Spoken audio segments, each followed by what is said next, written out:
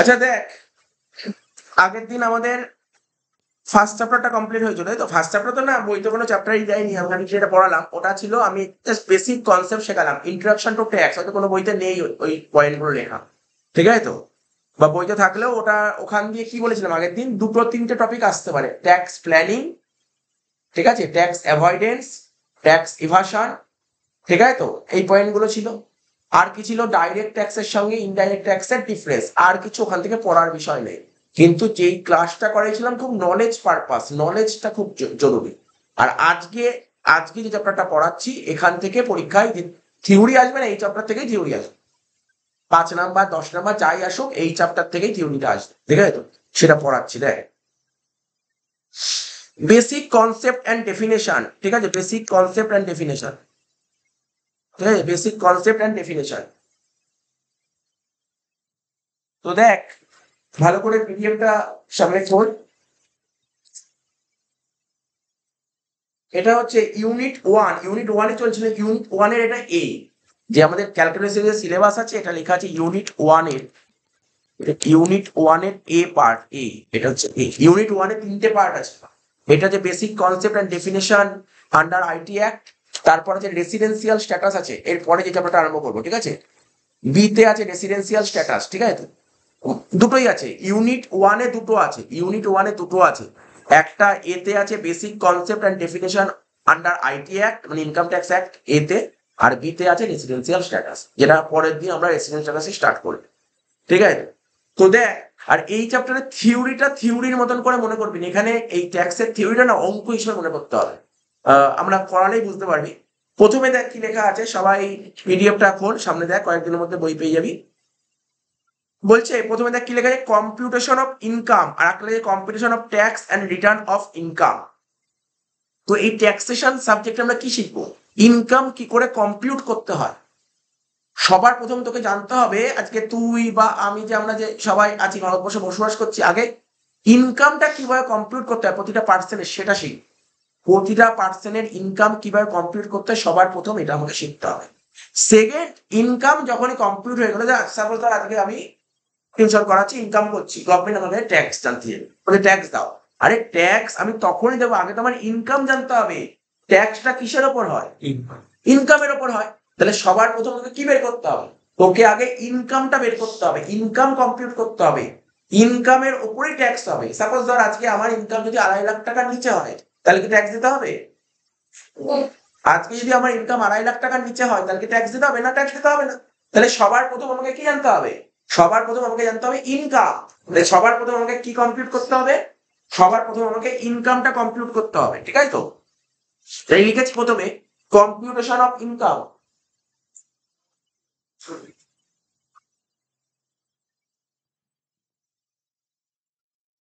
ঠিক আছে? সবার প্রথম আমাকে ইনকামটা কম্পিউট করতে হবে। তারপর কি করব? তারপর ট্যাক্স কম্পিউট করব, ঠিক আছে? আজকে ধর সাপোজ ধর আজকে আমার ইনকাম হলো, ইনকাম কমপ্লিট করে বেরোলো ধর 6 লাখ টাকা। সাপোজ 6 লাখ টাকা কমপ্লিট করে দেখলো 6 লাখ টাকা আমার ইনকাম বেরোলো। তারপর এই ইনকামের উপর আমাকে ট্যাক্স পেমেন্ট করতে হবে, ট্যাক্স বের করতে হবে। দেবো পরের কথা, আগে ট্যাক্সটা কম্পিউট করবো। দেখা গেলো আমার ইনকাম বেরোলো, কম্পিউট করে বেরোলো ইনকাম 6 লাখ টাকা। এবার তারপর ট্যাক্সটা কম্পিউট করতে হবে, কত টাকা ট্যাক্স হবে। তারপর আমাকে কত রিটার্ন ফাইল করতে হবে, রিটার্ন অনলাইনে করতে হয়, রিটার্ন ফাইল, ঠিক আছে? www.incometaxreturn, ঠিক আছে, ওখানে করতে হয় .gov.in, ওখানে গিয়ে আমাকে রিটার্ন ফাইল করতে হবে। এগুলো সব পরের সেমিস্টার শিখবি ডিটেলসে, যে আমরা যে রিটার্ন ফাইল করি। আজকে আমি ইন্ডিভিজুয়াল, আমার রিটার্ন ফাইল করতে হবে কবের মধ্যে? 31শে জুলাইয়ের মধ্যে রিটার্ন ফাইল করতে হয়। আর 31শে জুলাইয়ের মধ্যে রিটার্ন ফাইল করতে না পারি, তাহলে আমাকে ফাইন দিতে হবে, ইন্টারেস্ট নেবে সরকার, গভর্নমেন্ট ইন্টারেস্ট নেবে, একটা টাইম আছে, ওই টাইমের মধ্যে আমাকে রিটার্ন ফাইল করতে হবে। প্রতিটা মানুষ যারা ইনকাম করছে, যারা ব্যবসা করছে, ঠিক আছে তো, ওদের একটা নির্দিষ্ট ডেট আছে। কোনো ইন্ডিভিজুয়ালের রিটার্ন ফাইল করার ডেট হচ্ছে 31 জুলাই। 31শে জুলাইয়ের মধ্যে রিটার্ন ফাইল করতে হয়। যদি 31শে জুলাইয়ের মধ্যে রিটার্ন ফাইল না করি, তাহলে আমাকে ইন্টারেস্ট দিতে হবে, ঠিক আছে তো? ইন্টারেস্ট 1% করে ইন্টারেস্ট, যত দেরি করবো 1% করে ইন্টারেস্ট হয়। খাস ওইগুলো পরের ব্যাপার, ওইগুলো পরের সেমিস্টার শিখবি, খুব ডিটেলস এগুলো শিখতে হবে। তাহলে আমাকে কি জানলাম আমরা? প্রথমে ইনকাম কম্পিউট করব, তারপর ট্যাক্স কম্পিউট করব, তারপর রিটার্নটা ফাইল করব। রিটার্ন ফাইল করতে হয়, এখন তো অনলাইনে হয়, আগে যেমন হাতে হতো, এখন অনলাইনে হয়, ফিল আপটা অনলাইনে হয়, ঠিক আছে? ITR 1, 2, 3 এগুলো সব আছে, ঠিক আছে তো? এবার দেখ এইগুলো তোকে আমি একটা কনসেপ্ট পারপাস বললাম। এবার আমরা বলছি ইন্ট্রোডাকশন অফ বেসিক কনসেপ্ট, ঠিক আছে, সেকশন 1 to 4, মানে 1 নম্বর ধারা থেকে 4 নম্বর ধারা, 1 নম্বর ধারা থেকে 4 নম্বর ধারা তোদের সঙ্গে ডিসকাশন করবো। প্রথমে আমি কেমন পড়াবো, আগে 1 নম্বর ধারা পড়াবো, তারপর চলে যাবো 4 নম্বর ধারা। এটাই হচ্ছে মজাদার জিনিস। প্রথমে 1 পড়িয়ে 4-এ যাবো, বুঝলি তো, তারপর 4 পড়ানো শেষ হলে তখন 2-3-এ আসবে। এটাই হচ্ছে মজা। দেখ প্রথমে 1 নম্বর ধারা, যে কোনো সেকশন যখন আরম্ভ, ইনকাম ট্যাক্সের কথা বলছি, সেকশন 1 সব সময় সেকশন 1, যে সেকশন 1-এ কি আসবে, চার্জিং সেকশন থাকে, ঠিক আছে। দেখ এখানে কি বলছে, এখানে সেকশন 1, এই যে আমরা কি পড়ছি, ইনকাম ট্যাক্সের আইন, আমরা কি পড়ছি, আমাদের সাবজেক্টটা ইনকাম ট্যাক্স, ইনকাম ট্যাক্সের অ্যাক্ট পড়বো, ইনকাম ট্যাক্স আইন। ইনকাম ট্যাক্স অ্যাক্টের সেকশন 1-এ কি লেখা আছে, 1 নম্বর ধারায় কি লেখা আছে পড়বো, 2 নম্বর ধারায় কি লেখা আছে পড়বো, 3 নম্বর ধারায় কি লেখা আছে পড়বো, 4 নম্বর ধারায় কি লেখা আছে পড়বো। 1 নম্বর ধারায় কি লেখা আছে আগের দিনই বলে দিয়েছি, আগের দিনই বলেছি ইনকাম ট্যাক্সের টাইটেল, যদিও কালকে যে তোর ক্লাস 11-এ পরীক্ষা আছে, কস্ট ট্যাক্সের ফার্স্ট সেমিস্টার পরীক্ষা, কোশ্চেনটা বলেই দিয়েছি, দিয়ে দেবে যে সেকশন 1-এ কি বলা আছে, তো দেবে না, বলবে ইনকাম ট্যাক্সের একটার নাম কি, ইনকাম ট্যাক্স একটা কত সালে চালু হয়েছিল, 1961। এই যে সেকশন 1 এটাই বলেছে ইনকাম ট্যাক্স অ্যাক্ট 1961, এটাই টাইটেল, এটাকেই বলা হয় টাইটেল, ইনকাম ট্যাক্স অ্যাক্ট 1961।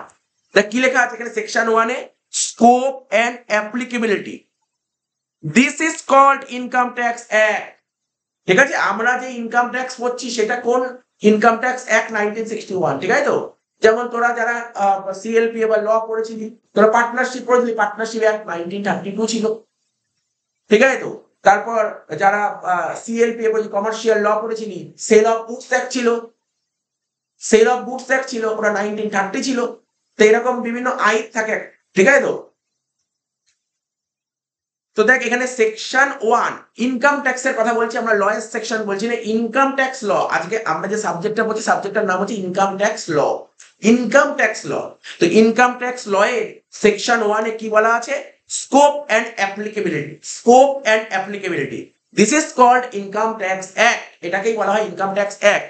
আর এই ইনকাম ট্যাক্স অ্যাক্ট কোথায় প্রযোজ্য, সারা ভারতে, সারা ভারতবর্ষে, ভারতবর্ষে সমস্ত জায়গায় এটা প্রযোজ্য। আমাদের যে জিওগ্রাফিক্যাল এরিয়া আছে ইন্ডিয়ার, সব জায়গায় কিন্তু এই একটা প্রযোজ্য, including Jammu and Kashmir, including Jammu and Kashmir, applicable to whole of India. দেখ সেকশন 1 নিচে কি লিখেছি, বলছে the act is to be called as the income tax act 1961, section 1টাই বলছে ইনকাম ট্যাক্স অ্যাক্ট 1961, ঠিক আছে তো।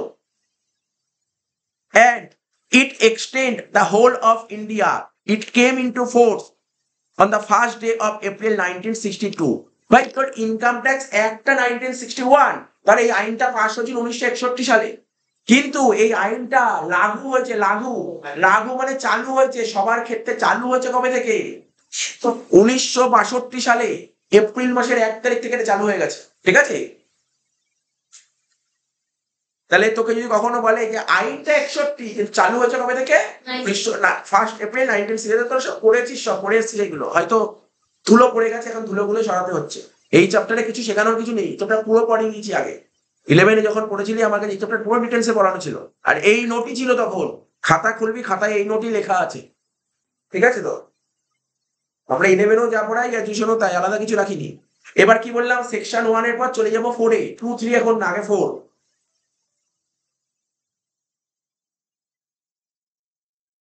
কি বলছে, এভরি পার্সন, খুব ভাইটাল কথা বলছি, এভরি পার্সন, ঠিক আছে, কি দাগ দিলাম দেখ, every person whose total income, প্রতিটা পার্সন যার টোটাল ইনকাম, যার total income during the previous year, during the previous year, previous year মানে বলছি না এখন, during the previous year exceeds maximum amount, ঠিক আছে, exceed maximum amount not chargeable to tax is an assessee and he is liable to pay tax at the rate of prescribed in the Finance Act or Income Tax Act for the relevant assessment year. খুব vital কথা বলেছে, এই জন্যই বলে 4 নম্বর সেকশনটা আগে পড়িয়ে তারপর আমরা 2 আর 3-এ যাব।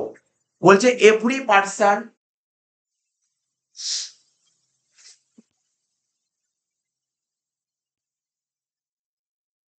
এখানে কিছু না ইম্পর্টেন্ট লাইন পেলাম, সেটাকে গোল করে দিচ্ছি। যে পার্সনটাকে গোল করলাম, টোটাল ইনকামটাকে গোল করলাম, প্রিভিয়াস ইয়ারটাকে গোল করলাম, ঠিক আছে তো, এসএসসিটাকে গোল করলাম, ঠিক আছে। আর কি গোল করবো এখানে, আর এখানে অ্যাসেসমেন্ট ইয়ারটাকে গোল করলাম, ঠিক আছে। তার মানে কি, পরীক্ষায় যত শর্ট নোটস আসবে এই চ্যাপ্টার থেকে, এই যে গোল করলো এই গোলগুলোর মধ্যে থেকেই দেবে। খুব ইম্পর্টেন্ট টার্ম, তোরা নিশ্চয়ই নামগুলো শুনেছিস ক্লাস 11-এ। ক্লাস 11-এ এই চ্যাপ্টার থেকে পরীক্ষায় কোশ্চেন আসতো, 4 নম্বরের বড় কোশ্চেন আসতো, লিখতে হইতো 4 নম্বরে, ঠিক আছে। পার্সনের শর্ট নোটস দিতে, লিখতে পার্সন মানে ব্যক্তি, টোটাল ইনকাম মানে মোট আয় দিত, ঠিক আছে তো, প্রিভিয়াস ইয়ার মানে পূর্ববর্তী বছর, এসএসসি মানে হচ্ছে নির্ধারিত, ঠিক আছে। আর কি, অ্যাসেসমেন্ট ইয়ার মানে নির্ধারণ বছর। এই কটার মধ্যে থেকে পরীক্ষায় কোশ্চেন আসে। তো বলছে এভরি পার্সন, মানে বলছি পার্সন কত নম্বর ধারায় বলা আছে, দেখ লেখা আছে section 2 subsection 31, total income section 2 subsection 45, previous year section 3, SSC section 2 subsection 7, assessment ইয়ার সেকশন 2 সাবসেকশন 9। আর সবকটা সেকশন তোকে পড়তে হবে। তো এখানে কি বলছে, এভরি পার্সন মানে প্রতিটা পার্সন, মানে আমাদের ভারতবর্ষের কথা বলছি, প্রতিটা পার্সন। এবার পার্সন কাকে বলে, এরপরে তো আসবো পার্সন কাকে বলে। তা আমি এখন ডিটেলসে বলছি না পার্সন কাকে বলে। বলছে প্রতিটা পার্সন হুজ টোটাল ইনকাম, যার টোটাল ইনকাম, যার total income during the previous year, during the previous ইয়ার, ঠিক আছে। যার টোটাল ইনকাম, আমাদের ভারতবর্ষে প্রতিটা পার্সন যার টোটাল ইনকাম প্রিভিয়াস ইয়ারে এক্সিট করেছে। কি এক্সিট করেছে, ম্যাক্সিমাম অ্যামাউন্ট। যদি ম্যাক্সিমাম অ্যামাউন্ট ক্রস করে যায়, আজকে ধর আমার ভারতবর্ষে যত পার্সেন্ট আছে তার টোটাল ইনকামটা যদি ম্যাক্সিমাম লিমিটটা ক্রস করে যায়, ম্যাক্সিমাম লিমিট কত, 2.5 লাখ, 3 লাখ, 5 লাখ, কারোর জন্য 2.5 লাখ, কারোর জন্য 3 লাখ, কারোর জন্য 5 লাখ, ঠিক আছে। আবার বলছি, কারোর জন্য 2.5 লাখ, কারোর জন্য 3 লাখ, কারোর জন্য 5 লাখ। আমি আবার বলছি, প্রতিটা পার্সন যাদের টোটাল ইনকাম প্রিভিয়াস ইয়ারে ম্যাক্সিমাম লিমিট ক্রস করে যাবে, তারাই ট্যাক্স দিতে বাধ্য। তারাই ট্যাক্স দেবে। কবে ট্যাক্স দেবে, অ্যাসেসমেন্ট ইয়ারে ট্যাক্স দেবে। কবে, অ্যাসেসমেন্ট ইয়ারে। আবার পর 2-3 বার পরে লাইনটা ভেরি ভেরি ইম্পর্টেন্ট লাইন, ঠিক আছে তো। বলছে every person whose total income during the previous year exceed maximum amount, ঠিক আছে তো, টু ট্যাক্স মানে পেমেন্ট করবে ট্যাক্স। কে ট্যাক্স কে পে করে, ট্যাক্স কে পে করে, এসএসসি। ট্যাক্স কে পে করবে, এসএসসি। যে ট্যাক্স পে করে তাকেই বলা হয় এসএসসি, ঠিক আছে। And he is liable to pay tax at the rate of, sir কোন রেট, কত পার্সেন্ট রেট দেবে, এটা ফাইন্যান্স অ্যাক্টে বলা আছে। ফাইন্যান্স অ্যাক্টে বলা আছে কাকে কত পার্সেন্ট ট্যাক্স দিতে হবে, ঠিক আছে। এবং ট্যাক্সটা পেমেন্ট করবে কোথায়, অ্যাসেসমেন্ট ইয়ারে। জানিস তো ধর, আজকে এবছর আমি যে টাকাটা কামাবো, আজকে এবছর এই বছর আমি যে টাকাটা কামাবো তার উপর ট্যাক্স কবে দেবো, পরের বছর। এবছর যত টাকা কামাবো তার উপর ট্যাক্স দেবো পরের বছর। তাহলে যে বছর কামাবো তাকে কি বলে, তাকে বলে প্রিভিয়াস ইয়ার। কামাই প্রিভিয়াস ইয়ারে, দি অ্যাসেসমেন্ট ইয়ারে। কামাই প্রিভিয়াস ইয়ারে, দি অ্যাসেসমেন্ট ইয়ারে। কি বললাম, কামাবো প্রিভিয়াস ইয়ারে, দেবো অ্যাসেসমেন্ট ইয়ারে। তাহলে খুব ভাইটাল ওয়ার্ড, সব বলে দিচ্ছি, কোশ্চেন রাখিস মনে। কামাবো প্রিভিয়াস ইয়ারে, কি বললাম বল, কামাবো, টাকাটা কামাবো কবে, প্রিভিয়াস ইয়ারে। দেবো কবে টাকাটা, অ্যাসেসমেন্ট ইয়ারে। কামাবো এবছর, দেবো পরের বছর। অনেক এক্সেপশন আছে, এক্সেপশন নিয়েও আলোচনা করবো, এক্সেপশন নিয়েও আলোচনা করবো। তাহলে কি বললাম, একটা প্রিভিয়াস ইয়ার আর একটা অ্যাসেসমেন্ট ইয়ার। এবার দেখি কি লিখেছে, scope of total income shall be depend আপন রেসিডেন্সিয়াল স্ট্যাটাস, ঠিক আছে তো। বলছে টোটাল ইনকামের স্কোপটা, টোটাল ইনকামটা কিসের উপর ডিপেন্ড করে, তোমার স্ট্যাটাসের উপর, রেসিডেন্সিয়াল স্ট্যাটাস অফ অ্যান অ্যাসেসি। বুঝিস তো, পরের দিন আমরা শেখাবো নেক্সট উইকে, যে আমরা আরম্ভ করবো রেসিডেন্সিয়াল স্ট্যাটাস, ঠিক আছে তো। আবাসিক মর্যাদা, মানে অনেক ব্যাপার ছিল, সিটিজেন, তোরা পড়েছিলি 11-এ, সিটিজেন পড়েছিলি, রেসিডেন্সিয়াল স্ট্যাটাস পড়েছিলি। তো দেখ, আজকে আমার কত টাকা ট্যাক্স দিতে হবে, তাই তো। অত ইনসিডেন্স অফ ট্যাক্স কিসের উপর ডিপেন্ড করবে, স্ট্যাটাসের উপর। আমার স্ট্যাটাসের উপরই ডিপেন্ড করবে আমার ইনকাম। তো বলছে scope of total income shall be depend upon residential status of an assessee। খাস পরের চ্যাপ্টারে ডিটেইলসে আলোচনা করব। চলে আসলাম সেকশন 2 তে, ভেরি ভেরি ইম্পর্টেন্ট। তাহলে তোকে কি বললাম, সেকশন 1 এ কি লেখা আছে, ইনকাম ট্যাক্স অ্যাক্ট, যেটা সারা ভারতে প্রযোজ্য। তারপর বললাম সেকশন 4 এ কি বলা আছে, প্রতিটা পার্সন, আমাদের দেশে প্রতিটা পার্সন প্রিভিয়াস ইয়ারে যদি টোটাল ইনকাম ম্যাক্সিমাম লিমিটটা ক্রস করে যায় তাহলে ট্যাক্স দেবে, ক্রস না করে ট্যাক্স দেবো কেন? ম্যাক্সিমাম লিমিট এক্সিট করলেই তোকে ট্যাক্স দিতে হবে। কবে ট্যাক্স দেবো? অ্যাসেসমেন্ট ইয়ারে। খাস সেকশন 2 তে কি বলছে? ডেফিনেশন করবো। ডেফিনেশন আর 3 টাইপস। ট্যাক্সে আমি এই কথাটাই বারবার বলি, না কিছু বলবি বল? Sir total income section 2 subsection 45, but এখানে শুধু সেকশন 5 হবে। সেকশন ওটা আলাদা জিনিস, সেকশন 5 আলাদা জিনিস। ওটা হচ্ছে তোমার ইনসিডেন্স অফ ট্যাক্সের কথা বলা হচ্ছে, পরে বলবো। টোটাল ইনকাম আলাদা, আমি সব পড়বো এখানে, এগুলো সমস্ত জিনিস ডিটেলসে আলোচনা করবো। সেকশন 2 তে কি বলা হচ্ছে দেখ, আমরা যে ট্যাক্সের ডেফিনেশন করবো না, ট্যাক্সের 3 রকমের ডেফিনেশন হয়। তোদের ক্লাস 12 পড়েছিলাম, ক্যাপিটাল গেইন পড়েছিলি, ক্যাপিটাল অ্যাসেট পড়েছিলাম।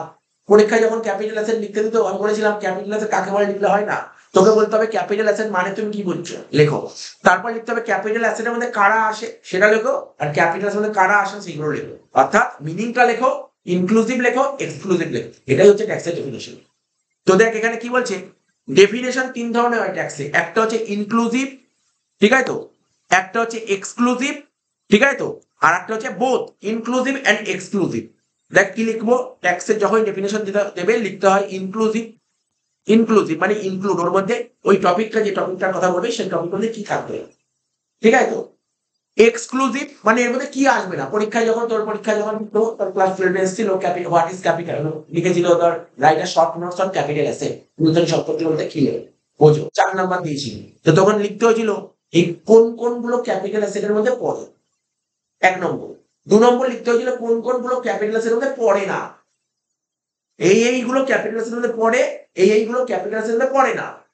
আর কি লিখেছি, বোথ ইনক্লুসিভ এন্ড এক্সক্লুসিভ, ঠিক আছে তো। তো ট্যাক্সের ডেফিনেশন এইভাবেই দিতে হয়, একটা ইনক্লুসিভ, একটা এক্সক্লুসিভ, একটা বোথ ইনক্লুসিভ এন্ড এক্সক্লুসিভ। আমরা একদম পুরো নর্মাল জিনিসে চলে আসে, পার্সন, যেটা খুব পরীক্ষার জন্য ভেরি ভেরি ইম্পর্টেন্ট। সব সময়ের জন্য, প্রতি বছরের জন্য এই কোশ্চেন ইম্পর্টেন্ট থাকে, ঠিক আছে তো। প্রতি বছরের জন্য এই কোশ্চেন ইম্পর্টেন্ট থাকে। পার্সন সেকশন পড়বো, যখনই লেখা আরম্ভ হবে ট্যাক্স, যে সেকশন দিতে পারবে। ফ্যানটা একটু বন্ধ করে দে, ঠান্ডা লাগছে।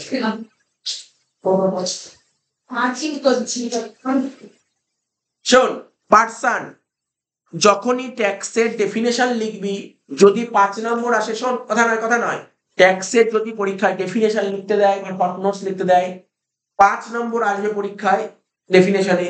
যদি মনে হয় তুই 5 করতে চাস, তাহলে সেকশন দিতে হবে, নাহলে 5 দেবে। সেকশন তো দিতেই হবে, মাস সেকশন দিতে হবে। সেকশন ভুল লিখলে নাম্বার কেটে দেবে, সেকশন ভুল লিখলে কেটে দেবে, কিন্তু সেকশন না লিখলে ফুল মার্কস দেবে না, ঠিক আছে তো। ফুল মার্ক পেতে গেলে সেকশন দিতে হবে। তো দেখ পার্সন কত নম্বর সেকশনে বলা আছে, section 2 subsection 31, section 2 subsection 31, section 2 subsection 31। Person মানে হচ্ছে ব্যক্তি। পার্সন মানে আমরা কি বুঝি, নরমাল কাউকে জিজ্ঞাসা করবি, রাস্তাতে জিজ্ঞাসা করবি, ভাই পার্সন মানে কি, মানে ব্যক্তি। কিন্তু ইনকাম ট্যাক্স বলছে পার্সন মানে ব্যক্তি। আরে পার্সন মানে ব্যক্তি, কি রকম ব্যক্তি? পার্সন অনেককে, সবাইকে পার্সন বলা হয়। মানে পার্সন বলতে শুধু একজন ব্যক্তিকেই বোঝায় না, এখানে বলছে পার্সনের মধ্যে কারা কারা পড়ে, ভালো করে শুনবি। এখানে আমি লিখেছি, আমি বলে দিচ্ছি এখানে কি লেখা আছে। পার্সন ইন্ডিভিজুয়াল পার্সনের মধ্যে পড়ে, ডিটেলসে পড়ে বলছি, ইন্ডিভিজুয়াল পার্সনের মধ্যে পড়ে, ঠিক আছে। কি বললাম, পার্সনের মধ্যে কে পড়ে? ইন্ডিভিজুয়াল। ইন্ডিভিজুয়াল একটা উদাহরণ দিন, তুই ইন্ডিভিজুয়াল, আমি ইন্ডিভিজুয়াল, ওইদিকে শাহরুখ খান ইন্ডিভিজুয়াল, ঠিক আছে তো, বুঝতে পারছি তো। বিরাট কোহলি ইন্ডিভিজুয়াল, ধোনি ইন্ডিভিজুয়াল, সবাই কিন্তু ইন্ডিভিজুয়াল।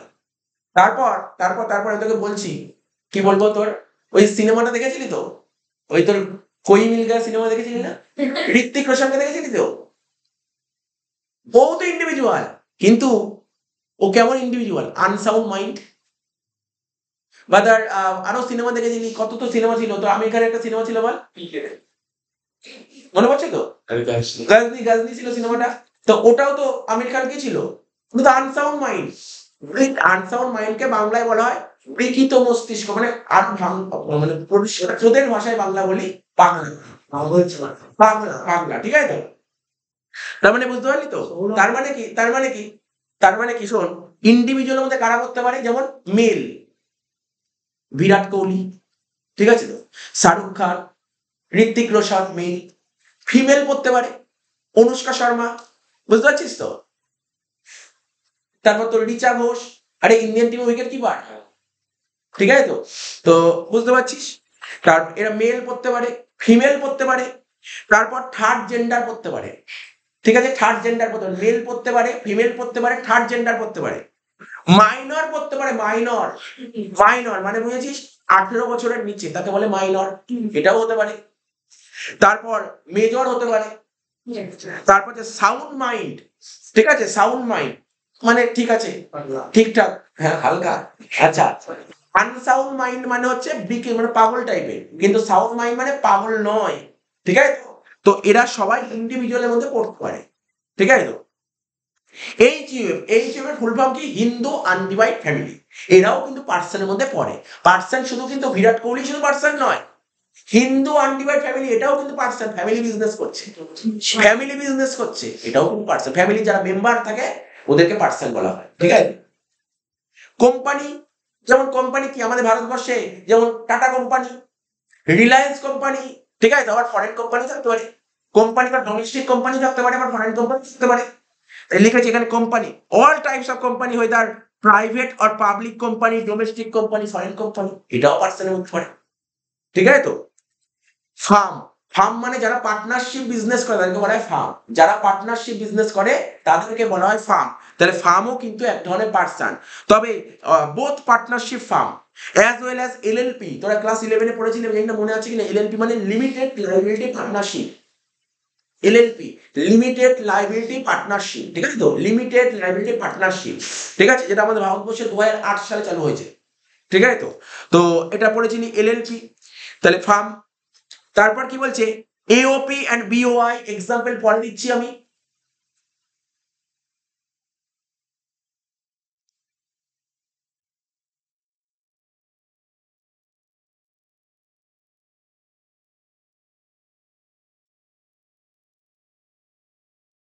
এওপি ফুল ফর্ম হচ্ছে অ্যাসোসিয়েশন অফ পার্সন, আর বিওআই এর ফুল ফর্ম হচ্ছে বডি অফ ইন্ডিভিজুয়াল। এক minute,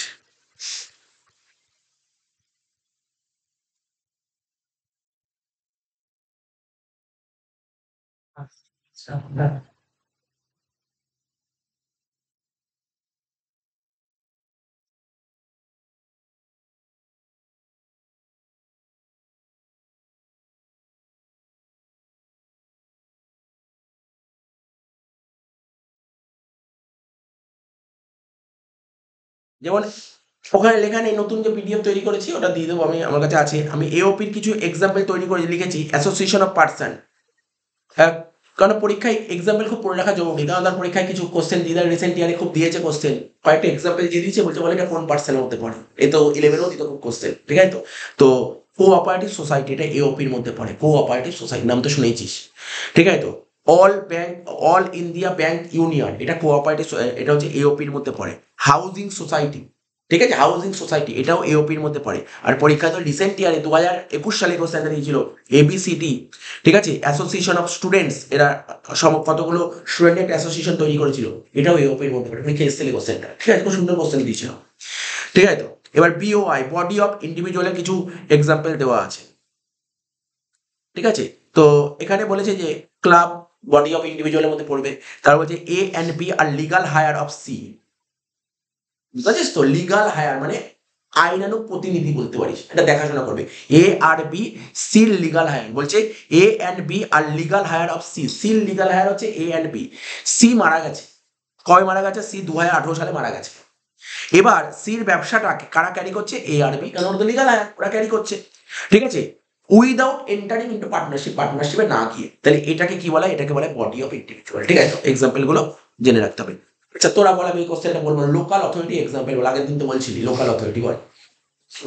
municipality, south Dumdum municipality, Dumdum municipality, Kolkata municipal corporation, ঠিক আছে, এটা তো সমস্ত লোকাল অথরিটির মধ্যে পড়ে।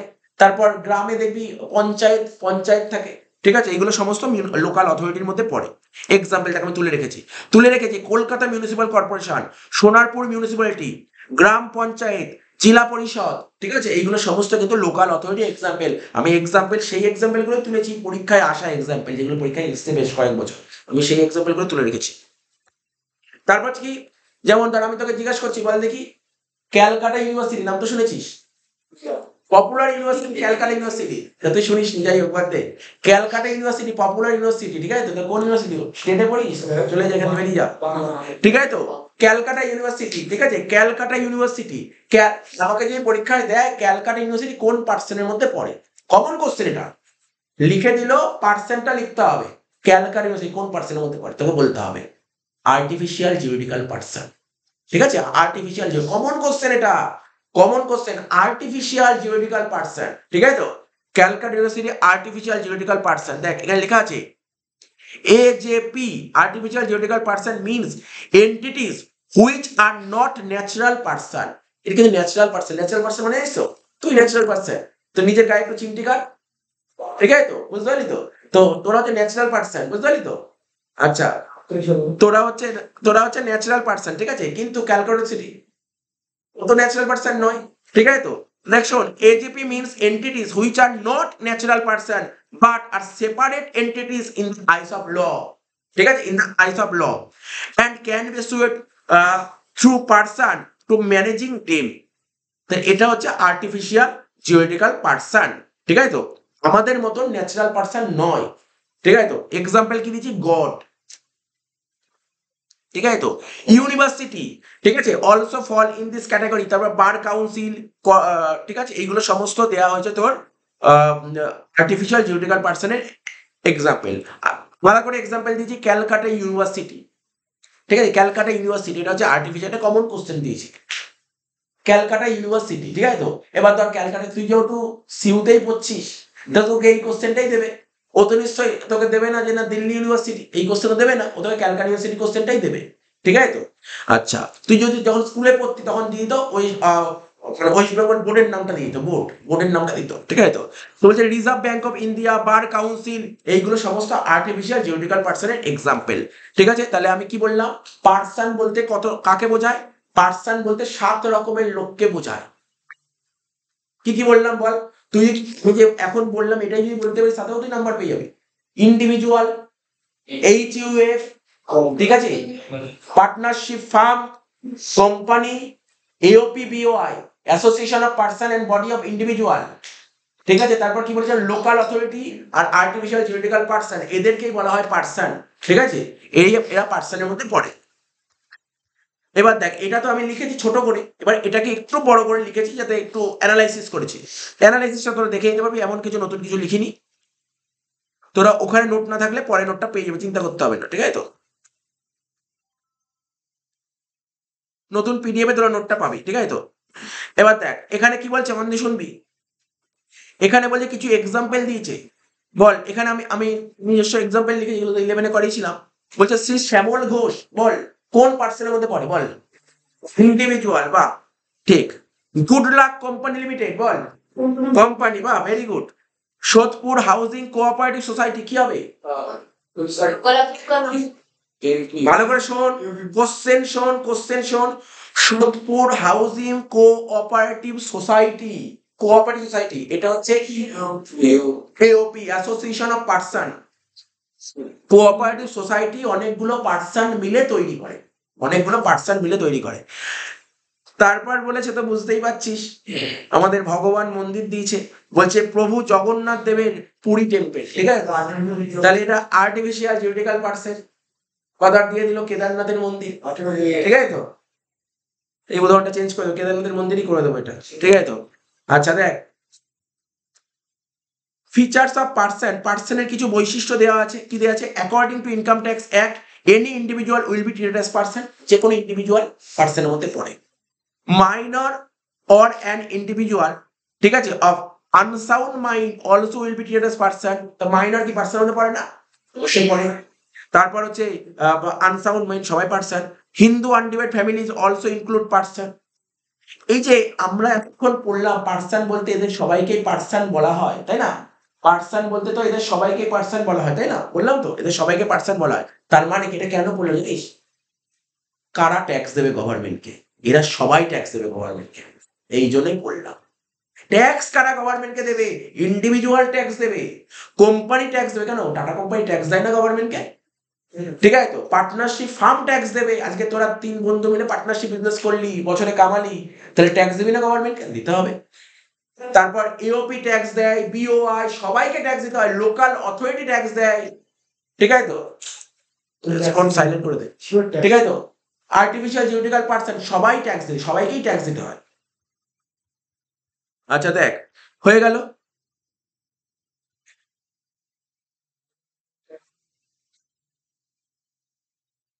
এবার দেখ তোরা দেখ, এই কোশ্চেনটা আছে ওখানে, 5 কোশ্চেনটা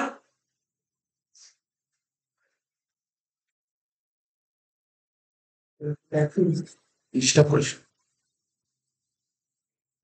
এবার দেখ তোদের যে পিডিএফটা পাঠিয়েছে, পিডিএফ প্রিভিয়াস ইয়ারের পয়েন্টটা পড়, প্রিভিয়াস ইয়ার দেখ। এসএসসি আছে, এসএসসিটা একটু পরে বলছি, আগে প্রিভিয়াস ইয়ারটা পড়াই। প্রিভিয়াস ইয়ার সেকশন 3 কি লেখা আছে দেখ। একদম তোদের বোঝার জন্য আমি সুন্দর একটা চার্ট করেছি দেখ, একদম পুরো, এটা 11-এই করেছি, 11-এর খাতা খুলবি দেখবি এটাই লেখাই আছে, এইটাই লেখা আছে, 11-এরই নোট, শুনছিস তো? এই দেখ বক্সটা করেছি, দেখ বক্সটা যদি ভালো করে দেখিস,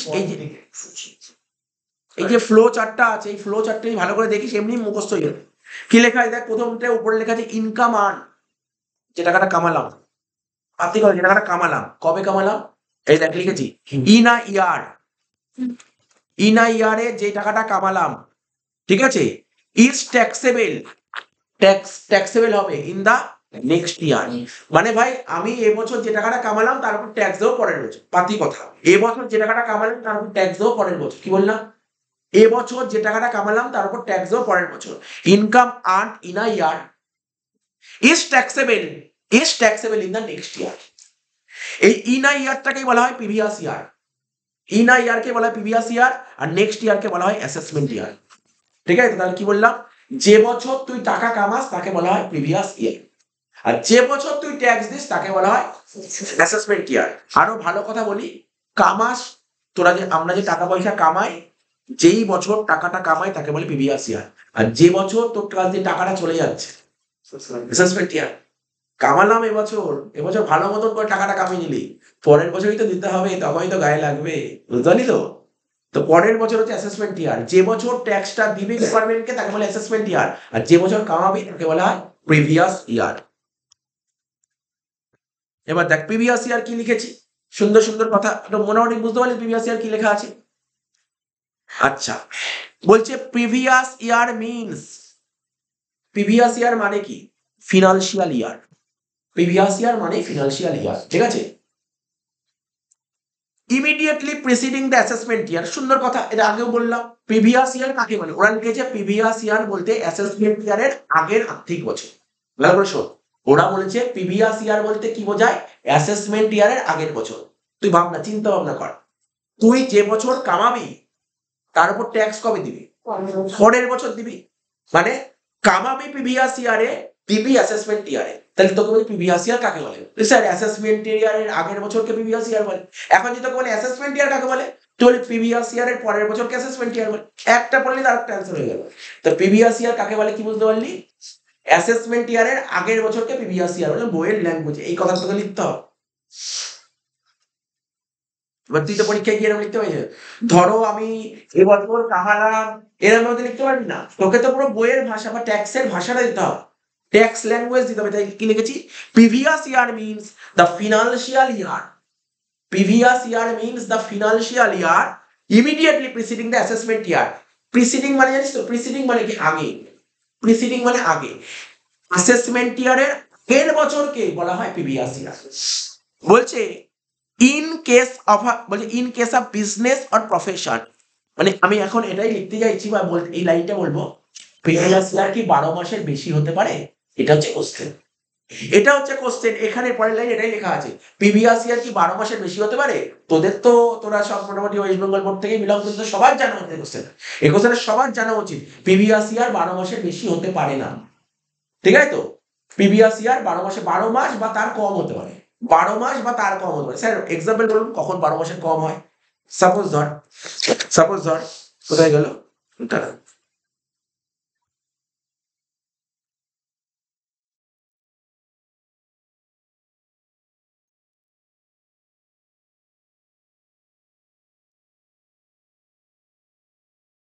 এই দেখ, ধর আমি তোকে বলি আচ্ছা, ট্যাক্সের বছর তোরা তো সব জানিস, সেটা তো এখানে হচ্ছে কোনো নতুন স্টুডেন্ট যদি ধর ট্যাক্সের নতুন স্টুডেন্ট থাকে, ট্যাক্স সময় জানে না, তারা বললে বোঝালে তোরা সব জানিস, তাহলে তোরা কিছু তো নলেজ আছে না।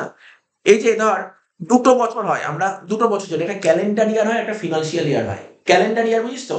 ধর সাপোজ ধর 2024 সাল ক্যালেন্ডার ইয়ার এরকম লেখা থাকবে 2024, আর ফিনান্সিয়াল ইয়ার কেমন হবে 23-24, 23-24, 24-25 এরকম হবে, বুঝলি তো? এটাকে বলা হয় ফিনান্সিয়াল ইয়ার, সরি, এটাকে বলা হয় ক্যালেন্ডার ইয়ার, এটাকে বলা হয় ক্যালেন্ডার ইয়ার,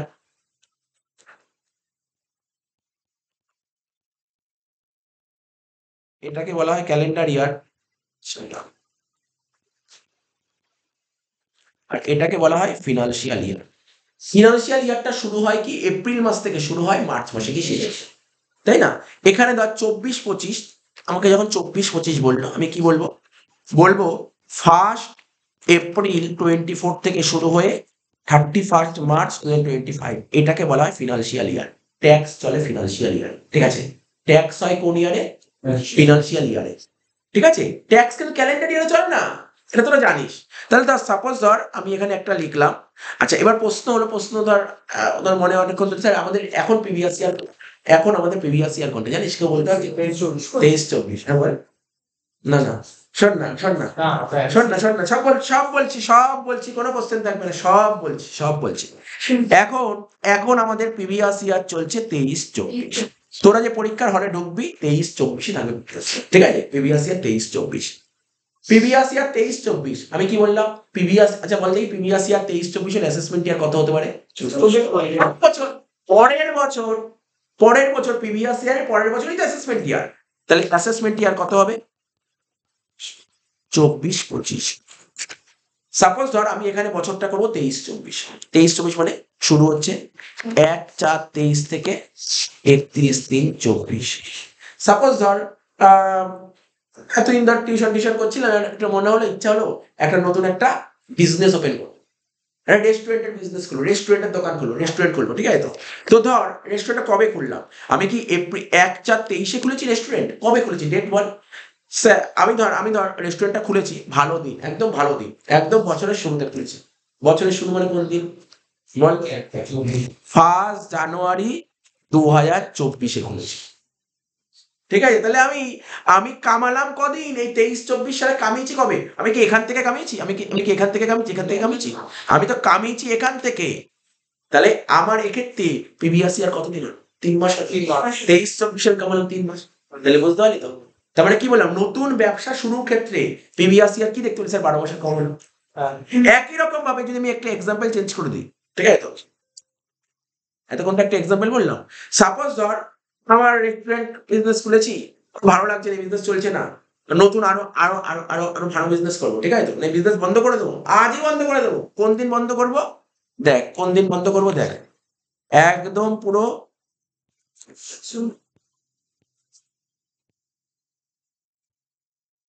31/12/23 বন্ধ করবো, ঠিক আছে? এই দিন বন্ধ করবো। তার মানে আমি 23-24 সালে কতদিন ব্যবসাটা করলাম? এতদিন, তাহলে ক মাস? 9 মাস। 9 মাস ব্যবসা করলাম, 12 মাসের কম হতে পারে। তাহলে কি বলতে পারি? প্রিভিয়াস ইয়ার 12 মাস হতে পারে বা 12 মাসের কম হতে পারে। কনসেপ্টটা বুঝতে পারলি তো? তাহলে এটা হচ্ছে, এটা তোকে লিখতে হবে, সুন্দর করে লিখতে হবে। দেখি এখানে কি লিখেছে, এখানে কি নোট লেখা আছে। In case a business or profession is newly set up, নতুন ব্যবসা বলছিস, the previous year shall be start from the date, যেদিন থেকে তুই ব্যবসাটাকে সেট করছিস সেই দিন থেকে শুরু করে 31 মার্চ অব্দি, ঠিক আছে? And the next following 31 March, যেটা আমি তোকে বললাম, বোঝালাম। তাহলে প্রথম লাইন বুঝলি প্রিভিয়াস ইয়ার কাকে বলে, তারপর একটা এক্সাম্পল দিলে এক্সাম্পলটাও বোঝালাম। পরীক্ষায় ফুল মার্কস পেতে হলে এইভাবে লিখতে হবে, এরকম প্যারা প্যারা করে লিখতে হবে। তারপরে কি বলেছে? In case where a new source of income comes into existence, the previous year will start from the date on which the said source comes into existence and end with the said financial year. Income ওই একই কথা যেটা বললাম, ওই এক্সাম্পলটাই আর একটু বাড়িয়ে দিয়েছে। Income carried during previous year, ঠিক আছে, shall be taxable in the next following assessment ইয়ার। একই কথা লিখেছে, তো এই কথাটা একদম পুরো পারফেক্ট, আর কিছু লেখার দরকারও নেই। এখানে প্রিভিয়াস ইয়ার কি লেখা আছে। এবার বলেছে কি অ্যাসেসমেন্ট ইয়ার কাকে বলে, আগে বল, এটা না বলে বল অ্যাসেসমেন্ট ইয়ার কাকে বলে, প্রিভিয়াস ইয়ারের পরবর্তী বছরকে বলা হয় অ্যাসেসমেন্ট ইয়ার।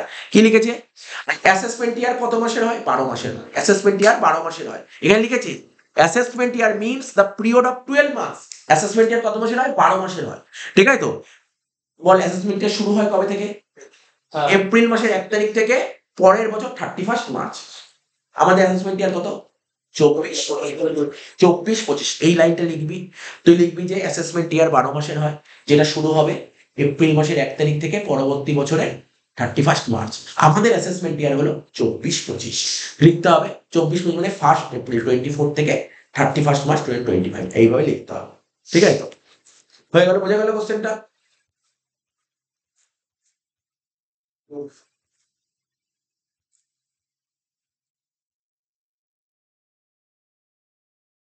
নিচে ওটা তো আমি তোকে বোঝালাম, ব্যাপারটা তো বোঝালাম। এবার দেখ এখানে কিছু নিচে নিচে একটু নিচের দিকে দেখ, তো একটু নিচের দিকে 2-3টা পাতা নিচের দিকে দেখ, প্রিভিয়াস ইয়ার লেখা আছে সেকশন 3, ঠিক আছে তো। সেকশন 3 কি লেখা আছে একটু পড়ি আমরা, কি লেখা আছে একটু পড়ি, ঠিক আছে তো। বলছে according to section 3 of the income tax act 1961, previous year means a period of, যে লাইন বুঝতে পারবি না সেটাই বোঝাবো, পুরোটা বোঝানোর দরকার নেই কারণ আগেই বলে দিয়েছি। Previous year means a period of 12 months commencing on the first day of April every year and ending 31st March next year. That is immediately preceding the assessment year. The previous year for the assessment year, ঠিক আছে, 24-25, ঠিক আছে। বলছে previous ইয়ার, ঠিক আছে, previous year for the assessment ইয়ার, আমাদের previous ইয়ারের assessment ইয়ার কোনটা, 24-25, ঠিক আছে। is 23-24 which commenced 1st April 2023 and ended 31st March 2024. ওরা তুই তোর নিজের মতো ভাষা দিতে পারি, আমাদের প্রিভিয়াস ইয়ার 23-24 আর অ্যাসেসমেন্ট ইয়ার 24-25, ওরা একটুকে ঘুরিয়ে লিখেছে।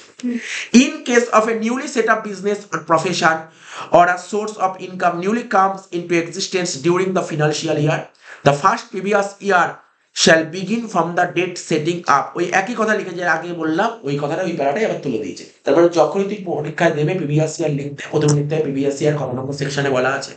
প্রিভিয়াস ইয়ার বলতে তুই কি বলিস, প্রিভিয়াস ইয়ার এক্সাম্পলটা দিবি, আমাদের প্রিভিয়াস ইয়ার 23-24, এই তারিখ থেকে 1/4-23 থেকে 31-3-24 হয়ে গেল। তারপরে দুটো এক্সাম্পল দিবি, দুটো এক্সাম্পল, বুঝতে পারলে, দুটো এক্সাম্পল যেটা বললাম নতুন ব্যবসা শুরু করার ক্ষেত্রে আর ব্যবসা বন্ধ করার, আর এনাফ কিছু লিখতে হবে, এইটুকুই যথেষ্ট। এখানে এক্সাম্পল গুলো নিচে দিয়ে দিয়েছে, জাস্ট একবার পড়লে, আমি তো এক্সাম্পল করে দেখালাম, সেটাই ওরা লিখেছে, সেটাই ওরা লিখেছে। এই যে বলছে রামবাবু জয়েন সার্ভিস, চাকরিতে জয়েন করেছে, এই তারিখে চাকরিতে জয়েন করছে 1 অক্টোবর 2023, তাহলে ওর প্রিভিয়াস ইয়ার কবে হবে, 1 অক্টোবর 23 থেকে 31 মার্চ 24 অব্দি, দেখ এটাই লেখা আছে। বলছে the previous year is also known as income year, previous year মানে ইনকাম ইয়ার, যে বছর কামায় সেই বছরটাকে প্রিভিয়াস ইয়ার বলে। From the assessment year 89-90 and onwards, all the assessee are required to follow financial year as the previous year.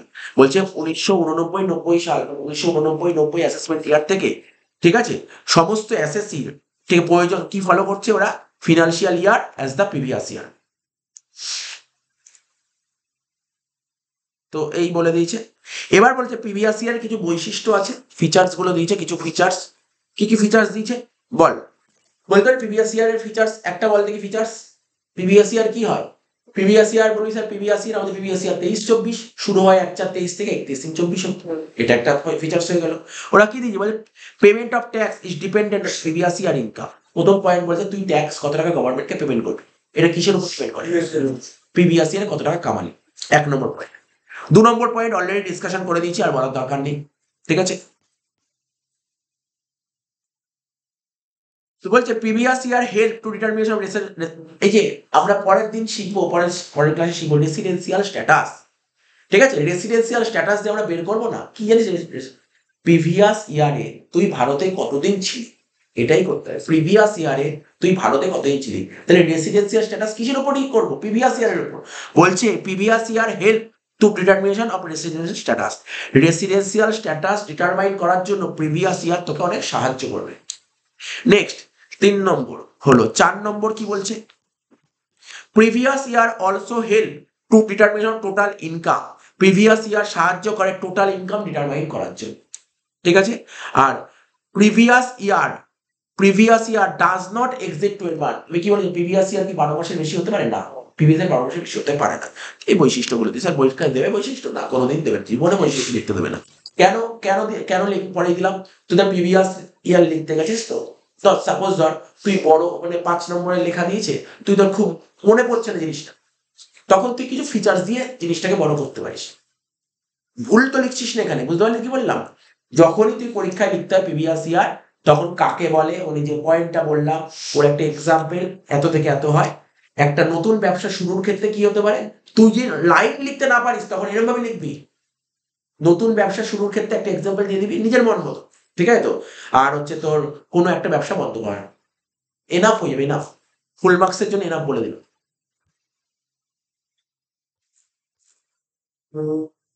আচ্ছা, assessment ইয়ার দেখ, নিচে দেখ দেওয়া আছে অ্যাসেসমেন্ট ইয়ার, কি লেখা আছে অ্যাসেসমেন্ট ইয়ার, সেকশনটা দিতে হবে।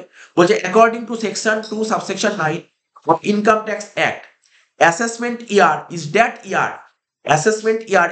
ইয়ার in which the income of the previous year is assessed. ঠিক আছে তো? তার মানে অ্যাসেসমেন্ট ইয়ার জিনিসটা কি, যেই বছর ওটা অ্যাসেসড করা হয়, ঠিক আছে, অ্যাসেসড করা হয় অ্যাসেসমেন্ট ইয়ার, প্রিভিয়াস ইয়ারের পরের বছরটাকে বলা হয় অ্যাসেসমেন্ট ইয়ার। যে বছর ট্যাক্স পে করা হয় তাকে বলা হয় অ্যাসেসমেন্ট ইয়ার। বলছে assessment year is that year, সেই বছরকে অ্যাসেসমেন্ট ইয়ার বলে, in which the income of the previous year is assessed. তো এরকম টার্মগুলো হচ্ছে ট্যাক্সের ভাষা, ঠিক আছে। Assessment year means a period of 12 month. Assessment ইয়ার 12 মাসের হয়, শুরু হবে 1 এপ্রিল থেকে, শেষ হবে পরের বছর 31 মার্চে গিয়ে, ঠিক আছে তো। The concept of assessment year and previous year are interrelated. Assessment year আর প্রিভিয়াস ইয়ার কনসেপ্টটা একটা আরেকটার সঙ্গে রিলেটেড, ঠিক আছে তো। এক্সাম্পল, স্যার এক্সাম্পল কি দেবো? তুই বলবি আমাদের অ্যাসেসমেন্ট ইয়ার 24-25, ঠিক আছে, আমাদের অ্যাসেসমেন্ট ইয়ার 24-25, ঠিক আছে তো। ওটা লিখবি এই তারিখ থেকে এই তারিখ, 1/4/24 থেকে 31/3/25। অ্যাসেসমেন্ট ইয়ারের বৈশিষ্ট্য কি আছে? Every SSC has an assessment ইয়ার। প্রতিটা এসএসসির একটা অ্যাসেসমেন্ট ইয়ার থাকে, প্রতিটা এসএসসির একটা অ্যাসেসমেন্ট ইয়ার থাকবে, ঠিক আছে। আজকে আমার একটা অ্যাসেসমেন্ট ইয়ার আছে, তুই একজন এসএসসি, তোর একটা অ্যাসেসমেন্ট ইয়ার থাকবে, সবারই একটা নির্দিষ্ট একটা অ্যাসেসমেন্ট ইয়ার থাকে। তারপর অ্যাসেসমেন্ট ইয়ার 12 মাসের বেশি হতে পারে না, ঠিক আছে তো। তাহলে assessment year is a period of 12 month, যেটা শুরু হবে 1 এপ্রিল থেকে 31 মার্চ অবধি। 3 নম্বর, দ্য কনসেপ্ট, ওই যে বললাম অ্যাসেসমেন্ট ইয়ারের কনসেপ্টটা কি, concept of assessment year and previous year are interrelated. তারপর টোটাল ইনকাম অফ অ্যান অ্যাসেসির যে total income is tax in the assessment year at the rate of prescribe for such assessment year. আমি যে টাকাটা income করলাম, আমি এবছর যত টাকা কামালাম, এর উপর ট্যাক্সটা কবে দেবো? অ্যাসেসমেন্ট ইয়ারে দেবো। স্যার কত টাকা ট্যাক্স দেবো? সেই অ্যাসেসমেন্ট ইয়ারে কি রেট চলছে তার, সেই অ্যাসেসমেন্ট ইয়ারে, বুঝতে পারলি তো। আজকে ধর কামালাম এবছর, কিন্তু ট্যাক্স চাইতে হবে সেই অ্যাসেসমেন্টের কি রেট চলছে, এটা লিখেছে। The total income of an অ্যাসেসি is tax in the assessment year at the rate prescribe for such assessment ইয়ার। সেই অ্যাসেসমেন্ট ইয়ারে কি রেট চলছে। Assessment year is always following the previous year. Assessment ইয়ার সবসময় ফলো করে, ঠিক আছে, প্রিভিয়াস ইয়ারকে। প্রিভিয়াস ইয়ার 23-24, দেন assessment ইয়ার 24-25, একই কথা লিখেছে। মানে আমরা আগেও পড়াতে পারি, জিনিসটা খুব ভালো করে বোঝার চেষ্টা হলো। একটা প্রিভিয়াস ইয়ার, একটা অ্যাসেসমেন্ট ইয়ার পড়া হলো, ঠিক আছে তো। এইবার অনেকের মনে কোশ্চেন থাকে, সেই কোশ্চেন গুলো দূর করছি। এটা বোঝাতে হবে না। বলছে previous year for a newly set up business or profession, নতুন একটা ব্যবসা শুরুর ক্ষেত্রে বা নতুন তোর প্রফেশন শুরুর ক্ষেত্রে প্রিভিয়াস ইয়ার কি হতো, এটা বোঝালাম। এক্সাম্পল ছবি এঁকে বোঝালাম, এটা কোনো বোঝানোর দরকার নেই, ঠিক আছে। এখানে এক্সাম্পল দিয়েছে, ওদের তোকে পরীক্ষায় কখনো এরকম উদাহরণ দিতে পারে, এরকম। এইগুলোকে আমি অঙ্কই বলি, বুঝিস তো, এরকম অঙ্কই বলি। এরকম একটা দিয়ে এরকম বলে প্রিভিয়াস ইয়ার কথা হবে, থিওরি না। এটা ধর একটা দিয়ে দিল, সি মানিক ধর একটা ব্যবসা শুরু করেছে এই তারিখে, বলছে ওর প্রিভিয়াস ইয়ার কথা, এটা অঙ্কই বলা যায়। এরপরে যে কোশ্চেনটা বলবো না, ভেরি ভেরি ইম্পর্টেন্ট কোশ্চেন, বুঝিস তো। তোরা কি বলি বল, আজকে প্রিভিয়াস ইয়ার যদি 23-24 হয়, তাহলে অ্যাসেসমেন্ট ইয়ার কবে? একদম। আমি এবছর যে টাকাটা কামাবো তারপর ট্যাক্স কবে দেবো? 24-25। কিন্তু তোদের এই যুক্তির সঙ্গে আমি তো বলছি না, এটা সবসময় তো হবে না, কিছু তো ব্যতিক্রম আছে। কি ব্যতিক্রম আছে? এক্সেপশন তো আছে, আর এই এক্সেপশনটাই পরীক্ষায় আসে, 5টা পয়েন্ট লিখতে দেয়। মানে এটা খুব কমন কোশ্চেন নাকি, এটা সিওর খুব ফেভারিট কোশ্চেন, এই কোশ্চেনটা সিওর ফেভারিট কোশ্চেন, এই কোশ্চেনটা। ওটা তো মানে কি বলবো, ওটা হচ্ছে মানে কি বলে বিগিনার্স লেভেল দেয় হচ্ছে অ্যাসেসমেন্ট ইয়ার প্রিভিয়াস ইয়ার বিগিনার্স, একটা প্রো লেভেলের কোশ্চেন এটা, বুঝিস তো? তোর কি বলছে মানে এমন কিছু এক্সাম্পল হয়, আমি কামালাম এবছর, ট্যাক্স তো দাও এবছর। প্রিভিয়াস ইয়ারটাই হবে অ্যাসেসমেন্ট ইয়ার, প্রিভিয়াস ইয়ার যদি 23-24 হয় তাহলে অ্যাসেসমেন্ট ইয়ারও 23-24 হবে। কিছু এক্সাম্পল আছে, আজকে ধর ভালো করে দেখা, তোকে একটা এক্সাম্পল বলছি তোকে। হ্যাঁ বল। হ্যাঁ দাদা ভাই লটারি না, শোন না। আচ্ছা আস্তে শোন না, শোন না, শোন বোঝাচ্ছি ব্যাপারটা, বোঝাচ্ছি দেখ, আস্তে আস্তে শোন, আস্তে আস্তে। এটা ধর 23-24 আমাদের প্রিভিয়াস ইয়ার, 1/4/23, আর এটা হচ্ছে 31/3/24, এটা হচ্ছে আমাদের প্রিভিয়াস ইয়ার। কি সুন্দর হয়ে গেল প্রিভিয়াস ইয়ার। এইবার দেখ, সাপোজ ধর আমি ধর এখানে পড়াচ্ছি, এবার ধর বাইরে চলে গেলাম, বাইরে চলে গেলাম, বাইরে কোনো দেশে চলে গেলাম, ওখানে গিয়ে ধর সেটেল হলাম, ঠিক আছে? তো ধর আমি ধর এতদিন ধর কবে, তো সাপোজ ধর 30 সেপ্টেম্বর 2023, এতদিন পর্যন্ত আমি এখানে বিজনেস করলাম, মানে বিজনেস বা পড়ালাম, এখানে করলাম, যাই কাজকর্ম করি এখানে করলাম, এখানে ইনকাম করলাম। এবার আমি দেশ ছেড়ে বাইরে চলে যাচ্ছি, বিদেশে পাঠিয়ে, যেরকম কত মানুষ করে, কত মানুষই তো করে, কি রে এখানে এই দেশে চাকরি করছিল, ও একটা ভালো অফার পেল, দেখ না, ও এই দেশে, আমি তোকে উদাহরণ দিচ্ছি, ধর এখানে এখানে তোর ও কোথায় চাকরি করতো, ধর টিসিএস এ চাকরি করতো, টিসিএস সাপোজ ধর কোনো একজন পার্সন টিসিএস চাকরি করে, ওকে প্রতি মাসে স্যালারি তো ধর 50,000 পার মান্থ, 50,000 দিচ্ছি। এবার যারা এরকম ধর সফটওয়্যার ইঞ্জিনিয়ার চাকরি বাকরি করে, তো এখানে 50,000 টাকা পাচ্ছে, ওরা কি করে, ওরা সবসময় কি করে, যারা সফটওয়্যার ইঞ্জিনিয়ার হয় ওরা সবসময় কি করে, যে না আমার মাইনে আরো বাড়াতে হবে, ওর প্রমোশন, বেটার বেটার খোঁজে। কত এক্সাম্পল আছে, পাড়াতেই এক্সাম্পল আছে, ঠিক আছে? তো এবার ধর সাপোজ ধর ওকে ইউএস এর একটা কোম্পানি ডাক, ও সিভি দিয়েছিল, ইউএস এর কোম্পানি ডাকলো, ওখানে কত অফার করছে জানিস তো, তোকে বলছি, ওকে বলছে তোমাকে $5,000 দেবো, $5,000 দেবো। তাহলে তুই বুঝতেই পারছিস $5,000 মানে কত হবে, হ্যাঁ? $5,000 দেবো, তুই হিসাব করে দেখ না, 80 করেও যদি করিস, তুই 80 করেও যদি ধরি 4 লাখ চলে গেল। বা ধর যদি 5,000 4 লাখ টাকা, 50,000 টাকা, এবার তখন বললো না না 5,000 দরকার নেই, আর খরচা আছে, তুই বললি তো, আচ্ছা দেখ ওকে বললো তোমাকে আমি $50,000 দেবো, আর তো ভাবলোই না, $50,000 দেবো, ঠিক আছে? তো তাহলে ও চলেই গেল, পরে এখানে থাকবে না, তার মানে কবে চলে গেল, ও কবে চলে গেল, $5,000 পেলেও ও চলে যাবে, $5,000 পেলেও চলে যাবে, ঠিক আছে? তো তো দেখ ও ধর এই তারিখে চলে গেল, এই তারিখে চলে গেল, এবার সরকার যখনই চলে যাচ্ছে, চলে আসলো কে, ম্যাডাম চলে আসলো, আমি আমার মতন এক্সাম্পল দিই, ম্যাডাম চলে আসলো, কে ম্যাডামের নাম কি, নির্মলা ম্যাডাম, বললো তুমি চলে যাচ্ছ, আগে দাও টাকা, দাও টাকা দাও, আগে টাকা দাও তারপর যাও, বলছে কেন টাকা দেবো কেন, তুমি তো এতদিন কামালে, তো 6 মাস কামালে আমার দেশে, 6 মাস কামালে, তাহলে আমার দেশকে ট্যাক্স দাও। বলছে নিয়ম কি, ও তখন তখন বললো কি নিয়মটা কি, এবছর কামালে ট্যাক্স দেবো পরের বছর, বললো তখন নির্মলা সীতারামন, বললাম তোমাকে পরের বছর কোথায় পাবো, তুমি তো আর আসবে না এই দেশে, আমি কি করে বুঝবো তুমি এই দেশে আসবে, তো তুমি এই দেশ ছাড়লে আগে ট্যাক্স দাও, তারপর এই দেশ থেকে যাও, বুঝতে পারছিস তো আমাদের নিয়মটা কি, প্রিভিয়াস ইয়ারে কামারে ট্যাক্স দিতে অ্যাসেসমেন্ট ইয়ারে, কিন্তু এটা হলো এক্সেপশন হয়ে গেল, এটা হয়ে গেল এক্সেপশন, বুঝতে পারলি, এক্সেপশন, এটা হয়ে গেল এক্সেপশন। এই এক্সেপশনটা লেখা আছে এখানে, দেখ কোথায় লেখা আছে, খুঁজতে হবে তোকে। এই যে কোশ্চেনটা ছিল, when income of the previous year is assessed in the same year, মানে previous year assessment year same হয়, কমন কোশ্চেন সিউর এটা।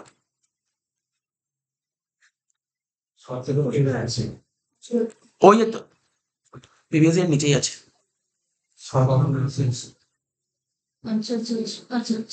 বলবো ওই যে 2 নম্বর, দেখ আমি যেটা ফিচার্স অফ প্রিভিয়াস ইয়ার পড়ালাম না, ঠিক তার নিচেই, এই যে দেখ কোন পয়েন্টটা বলতো, 2 নম্বর পয়েন্টটা বোঝালাম, 2 নম্বর, আমি তোকে 2 নম্বর পয়েন্টটা পড়ালাম, 2 নম্বর পয়েন্ট কি বলেছে, income of person living India section 174, তোকে অ্যানালাইসিস করতে হবে না, এই কথাটা যদি শুধু এইটুক লিখিস, income of person living India, যদি শুধু এইটুক কথা লিখিস, কত নম্বর দেবে জানিস, হাফ, 1 দেবে, হাফ দেবে, সেকশন লিখলে পুরো 1 দেবে, সেকশন লিখলে পুরো 1, সেকশন 174 হয়ে গেল একটা। স্যার আর বলুন, যা গল্পটা তোরা নিশ্চয়ই শুনেছিস, দেখবি বিদেশ থেকে অনেক জাহাজ আসে, জানিস তো? হ্যাঁ। বিদেশ থেকে জাহাজ পুরো মাল বোঝাই করে জাহাজ নিয়ে আসে আমাদের তোর জাহাজগুলো নিয়ে এসে কোথায় সমস্ত বন্দর মানে পোর্টে নিয়ে এসে নামায়, পোর্টে নামায়। তাহলে জাহাজ করে যারা যারা জাহাজ নিয়ে জাহাজে প্রচুর মাল থাকে। এবার জাহাজ যারা চালায়, যারা জাহাজ নিয়ে আসে, জাহাজে প্রচুর একটা ফ্রেট মানে ভাড়া আছে, প্রচুর ভাড়া আছে, বুঝলে? প্রচুর ভাড়া নেই জাহাজে, প্রচুর ভাড়া নেই।